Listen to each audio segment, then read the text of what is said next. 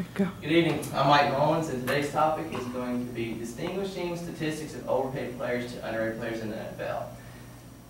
This title is discussing how you can use mathematical statistics and probability to organize and generate a winning football team with some underrated and undervalued players.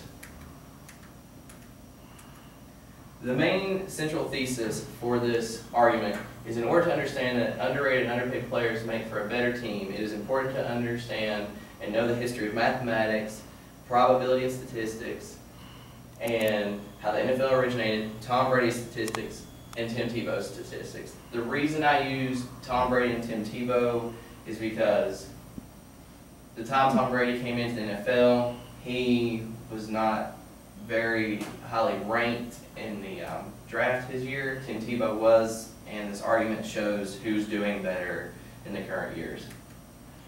In college, Tom Brady attended the University of Michigan from the 1996 season to 2000, and in his junior year, he finally got his first opportunity to start for the Michigan Wolverines.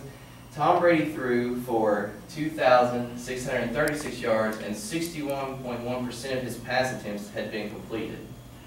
In his senior year, Tom Brady threw for 2,586 yards, completing 62.8% of his passes.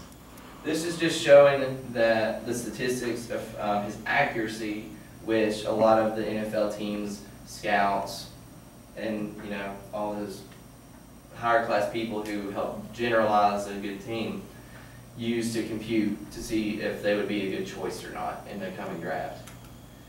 When Tom Brady entered the draft, he was not scouted very well, and then he was drafted in the 12th round, I believe it was, and then when he signed a contract with the New England Patriots, he signed for the league minimum, which was $193,000. And that was the league minimum at the time. I believe it has increased some. In Tom Brady's rookie season, he did not play much. He sat back up to quarterback at the time named Drew Bledsoe.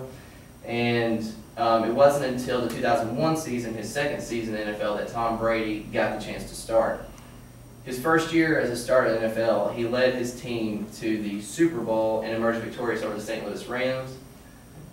And it was stated that it was probably the best / worst upset, depending on how you look at it, in NFL history. Tom Brady's current status in the NFL, he is one of the top 5 most paid players because of his success, and his success, as you can see here, is that Tom Brady has led the Patriots to 5 Super Bowl appearances and has won 3 of those Super Bowls. He has led the Patriots to the 5 AFC Championship games and has been selected in the Pro Bowl 5 years out of 12 seasons. So not too bad, you could say, for somebody who was very overlooked and underrated. Now Tim Tebow, on the other hand, in college he threw for 9,285 yards, completing 66% of his passes over his career. I know the numbers look significantly different compared to Tom Brady, but Tom Brady only had 2 years of starting time compared to Tim Tebow's 3.5. So, and another thing that helped Tim Tebow get recognized was the fact that he held 5 NCAA records, 14 SEC records, and 28 University of Florida records. Now, Tim Tebow in the NFL, when he entered the draft, he was getting looked at as more of a running back than a quarterback because his accuracy was lower than what Tom Brady's would have been. And his physical anatomy and size aided his prospection to be a running back. But Tim Tebow would be drafted in the first round by the Denver Broncos and would sign a $33 million contract for 5 years. And he was guaranteed $8.7 million of that, whereas Tom Brady was only offered $193,000, was guaranteed nothing. Tim Tebow was in the same boat as Tom Brady was. His rookie season, he had to play backup to quarterback Kyle Orton, and then in his second season, he got a chance to start, took all the starting position. He led the Broncos to the playoffs for the first time, I believe it was 5 to 6 years maybe, and they emerged to the second round of the playoffs where they would lose to the New England Patriots.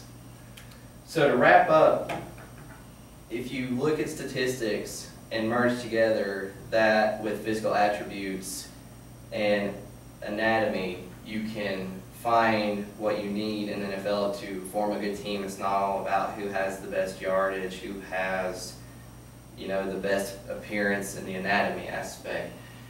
And probability and statistics were originated from the French Society during the 17th century when gamblers would try to calculate and predict their gambling chances. The NFL, when it emerged, probability and statistics would reach new heights because these two forms of mathematics, probability and statistics, would be used by the NFL to produce a winning team. And not only that, you would have people who continue to gamble, and they use these two forms of mathematics to aid their cause in a bet.